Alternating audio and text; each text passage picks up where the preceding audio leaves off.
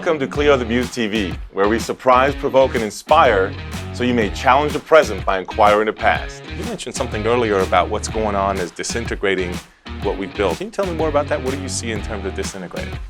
Well, the parts that are trying to be intentionally excluded are rewritten. When you're intentionally excluding pieces of history, then you're actually taking away, you're disintegrating the purpose, the problem, and the solution. You know, and so why would you not want to teach people about the true things that happened in the 17th century, in the 18th century, or even, yesterday? We don't get to pick and choose what history is. As a professional historian, kind of what's your insight on that, on winners writing history?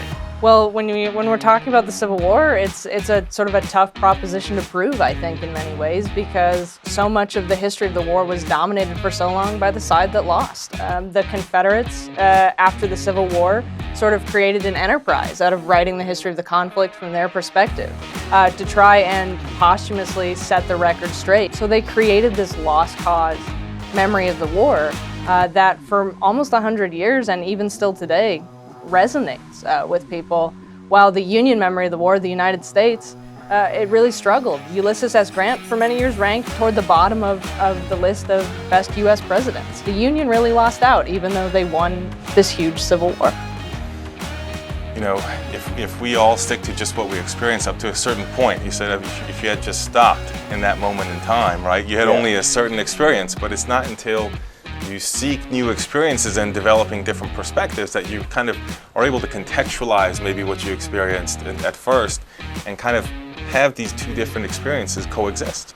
You need to be able to learn from other people's experiences as well. That's right.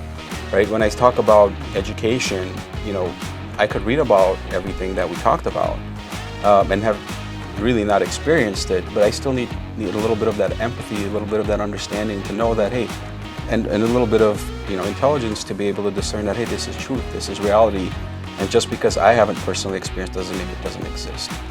And there are certain people out there who value one personal experience of their own, right, versus, let's say, 1,000 of the exact opposite that somebody else has experienced. Maybe that's human nature, but you have to have that understanding to value what other people have experienced and learn from that as well. And thank you for watching Clio The Muse TV for today. Remember, please, to challenge the present by inquiring the past.